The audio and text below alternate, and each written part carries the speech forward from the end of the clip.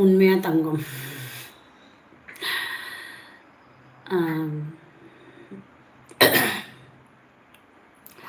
சரிங்க பட்டுங்களா, போய் தூங்குங்க சரியா.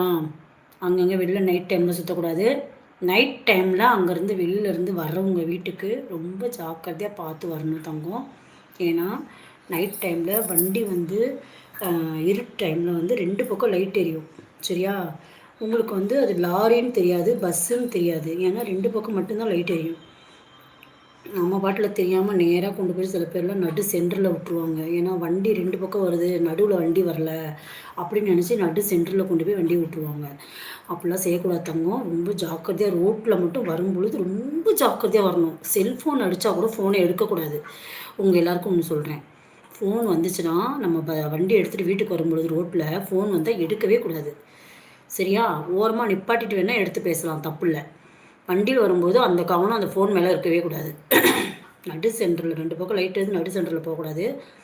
அதே மாதிரி பஸ்ஸு ஓட்டுறவங்களும் சரி, லாரி ஓட்டுறவங்களும் சரி, உங்களை நான் கையெழுத்து கும்பிட்றேன். கீழே இருக்கிற 2 லைட்டும் போடுங்க, மேலே இருக்கிற லைட்டும் போடுங்க. தயவுசெய்து வண்டியில் எங்கெங்கே லைட் இருக்கோ எல்லா லைட்டையுமே போட்டுருங்க தயவுசெய்து. உங்கள் பெரிய வண்டி வச்சுருக்கவங்களுக்குலாம் நான் சொல்கிறேன். ஏன்னா 2 வீலரில் வர்றவங்களுக்கெல்லாம் அது தெரியாது தங்கம். அதனால சொல்கிறேன் நான்.